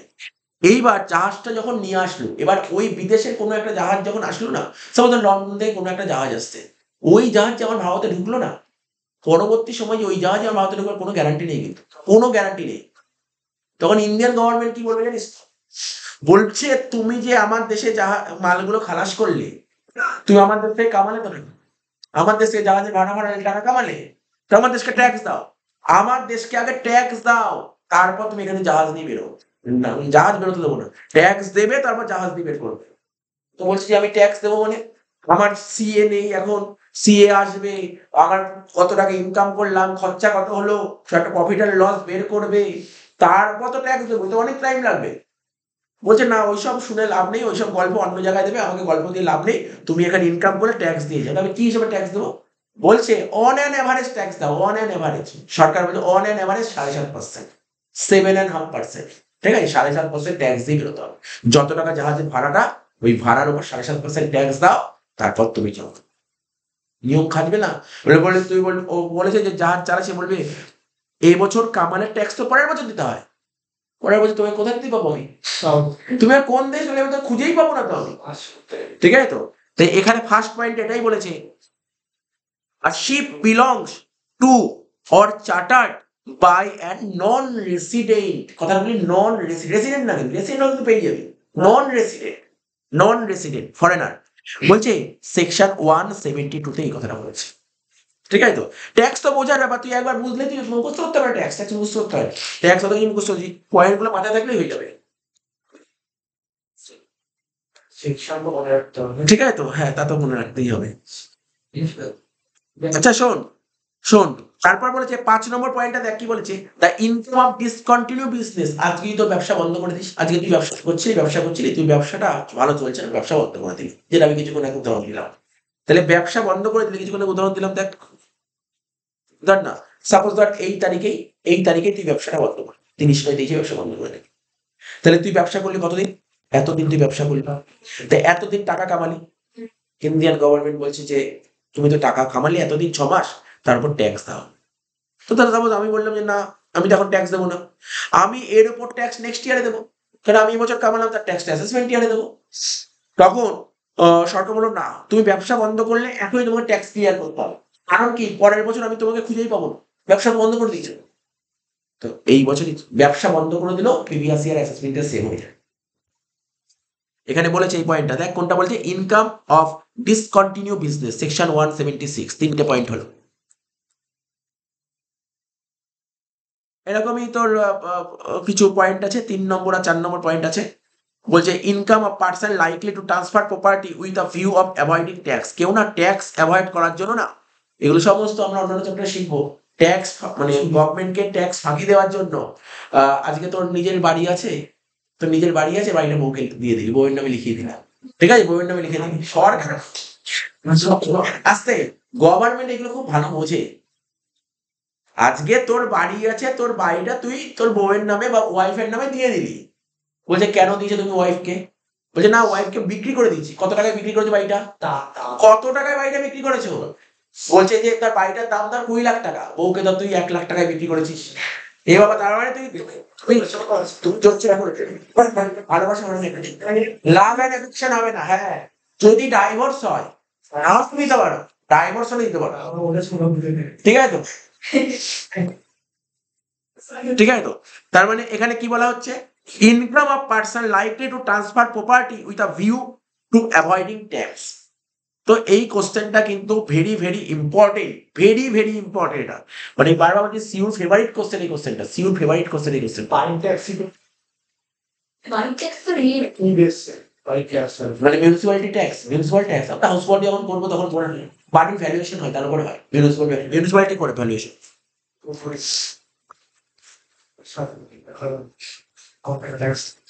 চাষতে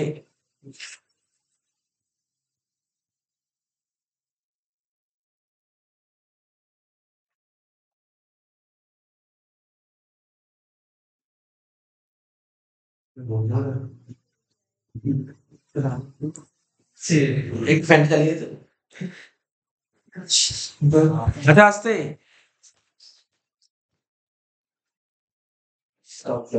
বুঝা দেখ এরপরের কোশ্চেনটা পড়ছি আমরা হেডস অফ ইনকাম আমাদের কটা হেড আছে জানি 5টা হেড শোন আমাদের কটা হেড কি কি হেড বল স্যালারি, হাউস প্রপার্টি, হ্যাঁ ওরা ম্যাম বলে নাম্বার দেবে না salary house property proper income from salary প্রথম হেড হচ্ছে ইনকাম ফ্রম স্যালারি সে পরীক্ষায় দেয় 19 পিস, 19 আচ্ছা আচ্ছা দেখ শোন হেডস অফ ইনকাম আমাদের 5খানা হেড আছে ইনকামের 5খানা হেড আছে প্রথম হেডের নাম হচ্ছে ইনকাম ফ্রম স্যালারি দ্বিতীয় হেডের নাম হচ্ছে income from house property third হেডের নাম হচ্ছে পিজিবিপি পিজিবিপি এটা তোরা ক্লাস 11 বা 12 এর চ্যাপ্টার শিখিস প্রথম শিখে না profit and gains of business or profession ঠিক আছে তো 4 নম্বর হেড হচ্ছে ইনকাম ফ্রম ক্যাপিটাল গেইন দু রকমের হয় লং টার্ম একটা শর্ট আচ্ছা এই ক্যাপিটাল গেইন তোদের ছিল ক্লাস 12 এ থিওরি পড়েছিল অঙ্ক পড়িস নি এটা করব ক্যাপিটাল গেইন অঙ্ক খুব মজা লাগবে ক্যাপিটাল গেইন অঙ্ক করতে আচ্ছা তারপর হচ্ছে ইনকাম ফ্রম আদার সোর্সেস ঠিক আছে তো এই 5টা এই 5টা আর এখানে তো সিলেবাসের 5টাই চ্যাপ্টার আছে মানে বেসিক্যালি 5টা হেডস অফ ইনকামের 5টা আছে ঠিক আছে তো তার এই 5টা হেড আমাদের হেডস অফ ইনকাম 5টা সেকশন পড়বো স্যার ইনকাম ফ্রম স্যালারি কত নম্বর ধারায় বলা আছে 15 থেকে 17 15 16 17 তিনটে সেকশনে বলা আছে income from salary house property কত দেখ 15 থেকে 16 হয়ে গেল রইল পরের সেকশন 17 থেকে 22 এই দেখ তোকে লিখে লিখে দেখাচ্ছি না এই দেখ ইনকাম ফ্রম স্যালারি কি বললাম 15 থেকে 15 থেকে 17 সেকশন তারপর ইনকাম ফ্রম হাউস প্রপার্টি 22 থেকে 27 ঠিক আছে তারপর হচ্ছে পিজিপি 28 থেকে 44 তারপর income from capital gain CG লিখি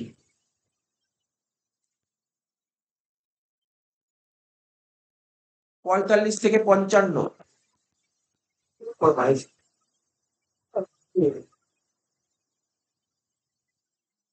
ঠিক আছে তো তারপর হচ্ছে আদার সোর্স 56 থেকে 59 এই হচ্ছে সেকশন ঠিক আছে তার মানে তোকে সবকটা সেকশন তোকে জানতে হবে এই কটা সেকশনে তোকে তোকে খেলতে হবে এই কটা সেকশন এই হিসেবে ঠিক আছে এই কটা সেকশন সব খেলতে হবে ঠিক আছে তাহলে কি কি বললাম income from salary income from house property PGP capital gain other source 17 উপর 22 ছিল রুলস এরপরে এগুলো আছে কত কিছু আছে আচ্ছা দেখ শোন এবার শোন মন দিয়ে শোন এখানে শোন না কথা এই যে ক্যাপিটাল গেইন ক রকমের হয় বললাম দু রকম একটা লং টার্ম একটা শর্ট টার্ম লং টার্মের উপর কত % ট্যাক্স হয় লং টার্মের উপর জানিস চল লিখে দিচ্ছি লং টার্মের উপর দেখ শোন লং টার্ম ক্যাপিটাল গেইন জানিস হচ্ছে ক্যাপিটাল অ্যাসেট আছে ক্যাপিটাল অ্যাসেট স্যার একটা ক্যাপিটাল অ্যাসেট নাম বলুন শেয়ার গোল্ড বাড়ি ল্যান্ড এগুলো সব ক্যাপিটাল অ্যাসেটস তো ক্যাপিটাল অ্যাসেট বিক্রি করে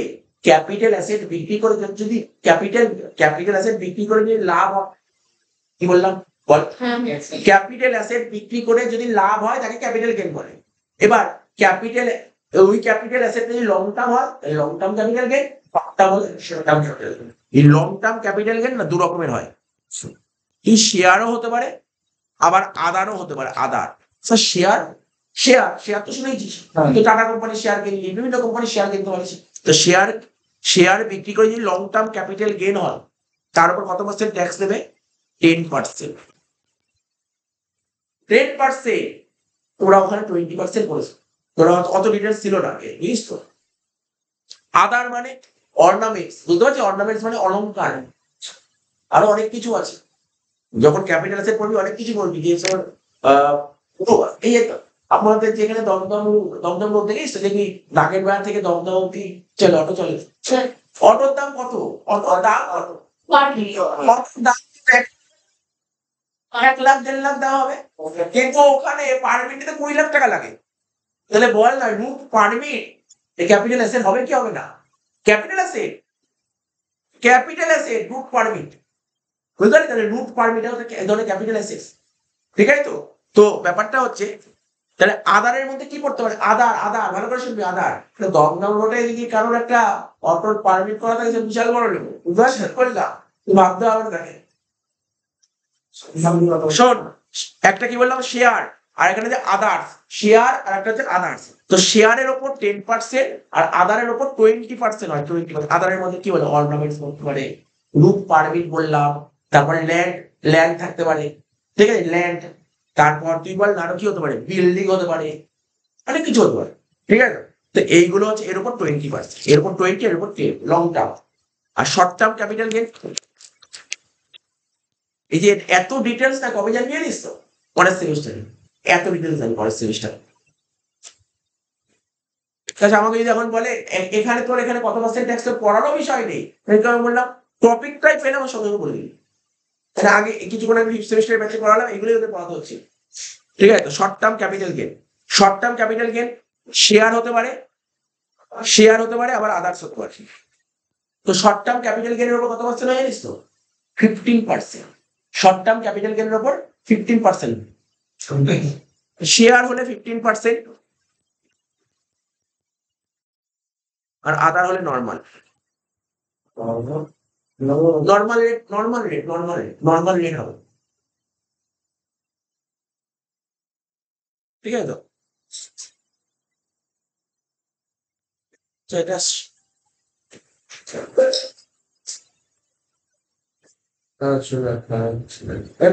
5 মিনিট পর বেরোচ্ছি হয়তো। আচ্ছা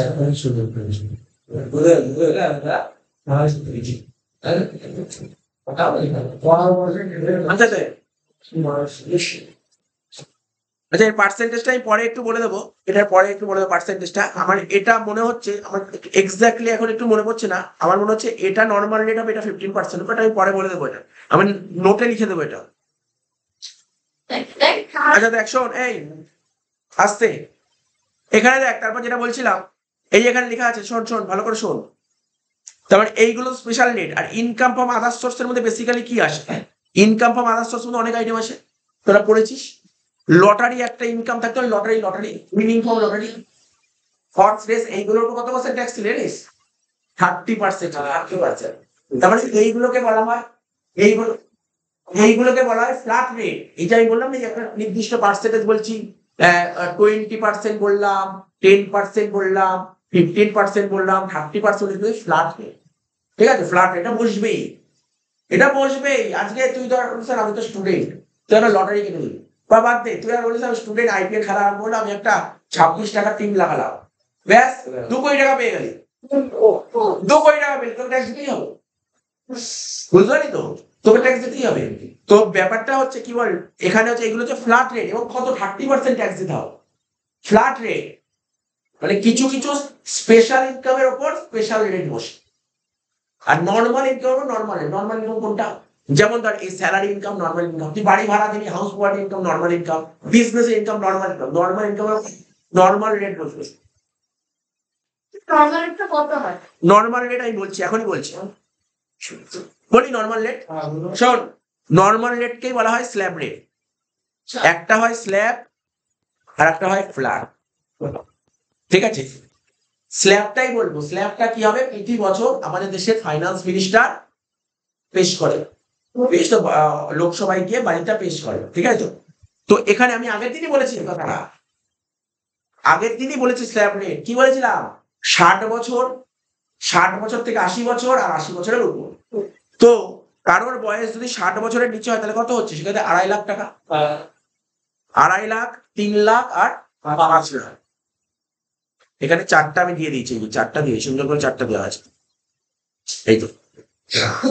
এইগুলো তোদের এই মুহূর্তে অত জানার বিষয় নয়, কিন্তু পরের সেমিস্টার এগুলো সব জানতে হবে, পরের সেমিস্টার এগুলো সব ডিটেলস জানতে হবে, ঠিক আছে? তো এখানে দেখ বলেছে, দেখ তুই যেহেতু আমাকে জিজ্ঞাসা করলি স্যার ট্যাক্স কত, তোরা জিজ্ঞাসা করলে আমি বলছি। আজকে আমি বলছি, আজকে যদি কেউ যদি আমার দেশে 2.5 লাখ টাকা ইনকাম করে, শুনছিস তো বন্ধু কথাটা? শোন, আজকে যদি কেউ 2.5 লাখ টাকা ইনকাম করে, তাই কোনো ট্যাক্স দিতে হবে, যদি 2.5 লাখ থেকে 5 লাখ টাকার মধ্যে ইনকাম থাকে তখন তাকে 5% ট্যাক্স দিতে হবে। বুঝলেন? পার্সেন্টেজ এর পার্সেন্টেজ। আজকে ধর সাপোজ ধর আমার কিছুদিন আগে আমার ট্যাক্সের যে ইয়েটা করা হয়েছিল, যে টোটাল যে ইনকামটা ছিল, টোটাল যে ইনকাম ছিল আমাকে ট্যাক্স ক্যালকুলেট করতে হয়েছিল। তো এইভাবেই এই স্ল্যাবেই হয়। আজকে ধর যে কারোর ধর আমি তোকে বলছি, জাস্ট এটা দেখে বুঝতে অত অসুবিধা হলে করে ধর, আজকে ধর একজনের ইনকাম ধর সাপোজ ধর আমাদের ধর সৌরভের ধর 10 লাখ টাকা ইনকাম, ঠিক আছে? সৌরভের ধর বছরে 10 লাখ টাকা ইনকাম, ঠিক আছে? এবার দেখ বছরে ট্যাক্সটা বছরে হয়, সৌরভের ধর বছরে 10 লাখ টাকা ইনকাম। শোন, এত কম বাদ দে না, আমি একটা এক্সাম্পল, ব্যবসা করছে তার বছরে তো 10 লাখ টাকা ইনকাম, ওর তো 10 লাখ টাকা ইনকাম, তাহলে কেমন ওকে কত টাকা ট্যাক্স দিতে হবে সেটাই দেখা। ও আর অন্য কিছু করে না, বিজনেস করে 10 লাখ টাকা ইনকাম, ওর স্ল্যাবটা কেমন হবে? আর ওর বয়স কত জানিস? এখন মোটামুটি 18-19 বছর বয়স, মানে 60 বছরের নিচে, এটাও বলে দিলাম।